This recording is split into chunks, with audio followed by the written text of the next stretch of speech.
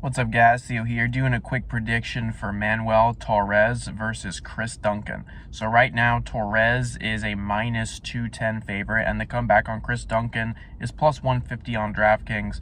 Guys, I already took a 0.25 unit shot on Chris Duncan here. I kind of like him. I feel like he's being a little bit underestimated.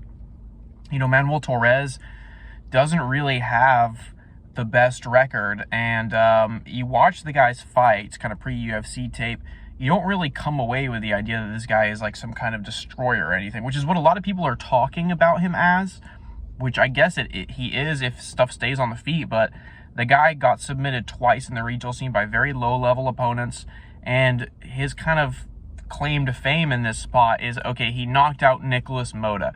Guys, right before Nicholas Motta just upset Tom Nolan, pretty much everybody and their mom had written him off as being a shitty fighter.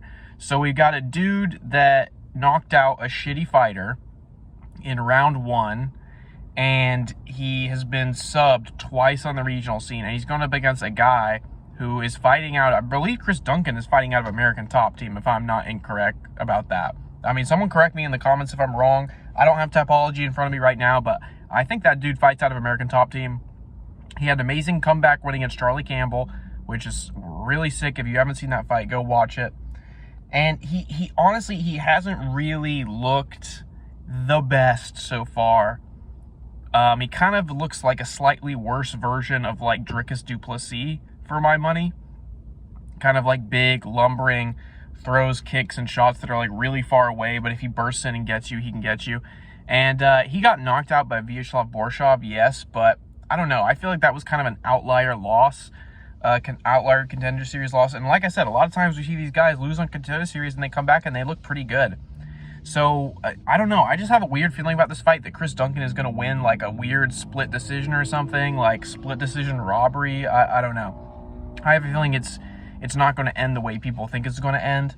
But for my money, I mean, Chris Duncan stands out to me as a pretty good dog. He was already plus like 165 and he's already come down to plus 150. So I mean, there's money coming in on him as a dog, line-moving money coming in on him, and he's training out of probably a better team than Manuel Torres is. So, yeah, I mean, in a fight between two guys that have a lot of power, I just feel like something kind of unusual is going to happen here. Like I said, every time we have these like cards that are in some different region of the world, it seems like we have at least like one fight on there where like it's really close, and everyone thinks the Mexican fighter won.